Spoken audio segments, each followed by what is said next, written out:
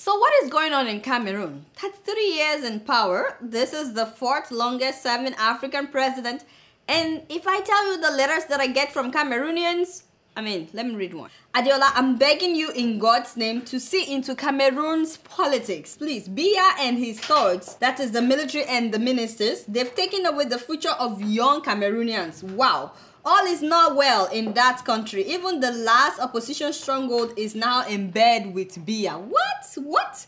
France is slapping the nation from the left and Biya is slapping the people from the right. Our currency is still pegged to French franc, which means Cameroonians are paying French taxes. No way. Is this true, my people of Cameroon?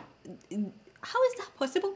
Which means everything you do in Cameroon, France gets a cut from it. What? Can you guys believe that? Again, this man is the fourth longest serving president in Africa. Keep in mind that the other countries, Angola, where their president has been there for 36 years, and Equatorial Guinea, where their president has been there for 36 years, those two countries have now introduced term limits. We're still waiting for Zimbabwe. Their own president has been there for 35 years. But Paul Biya has completely eradicated presidential term limits. Can you believe he's now 82 years old, and there are speculations that he wants to run again in 2018. That doesn't make sense. Him and his wife have enriched themselves at the expense of their own people. Madam, big hair with no brain. How do you function like that? We see the big hair, but use what is under the hair every now and then. I'm not yabbing her. I'm just stating the obvious. In fact, now I'm hearing that Madam is preparing to be the next president. I find it really hard to process that. Do you know what I'm hearing now? Which not only makes me upset, but it's ridiculous. Now I'm hearing that Nigerian prostitutes in Cross River are clashing with Cameroonian prostitutes. I'm like, so what has that to do with corruption in Cameroon? Apparently, many young girls from Cameroon are now moving to Nigeria to prostitute themselves because the economy is not going well. I said, whoa. That is not peculiar to Cameroon. There are so many Nigerian ladies that are working as prostitutes in Italy. But then somebody pointed out to me that Adiola, those ones in Italy, many of them, not all of them, many of them were tricked to go to Italy because they promised them better life. But these Cameroonian girls are resorting to prostitution of their own will. I said, but why would they come to Nigeria? And then I saw an article about how Yaoundé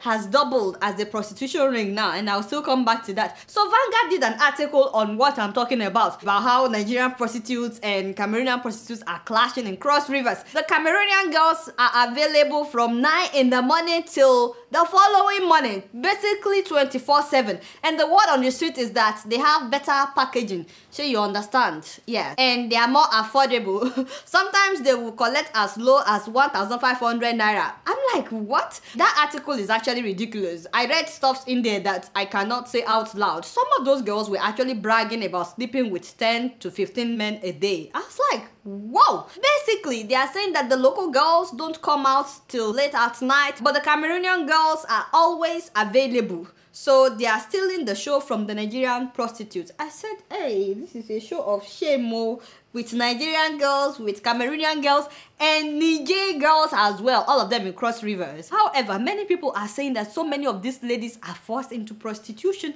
because the economy is a mess in Cameroon. At the same time though, I can't blame them because this president is only thinking about himself and his family. He's not thinking about the people. The main cocoa of this story is just to challenge my Cameroonian people. For real, my Cameroonian people, for how long would you put up with this man and his madam? Clearly, he's not going to step down. 33 years should be enough to convince you that the man is not ready to step down. I like to see Cameroon change. I like to see Cameroon become what it used to be. I heard that the former president did really well, but this man and his family, they've wrecked the economy of Cameroon. Having said that, Cameroon is not the only one where we have ladies that are prostituting themselves, so it's not peculiar to Cameroon at all, but it's just one of the ways that this administration is destroying the young people. Now, if you're one of these ladies and you're getting into prostitution, my dear, you have options. You don't have to do this. At least I know of one foundation.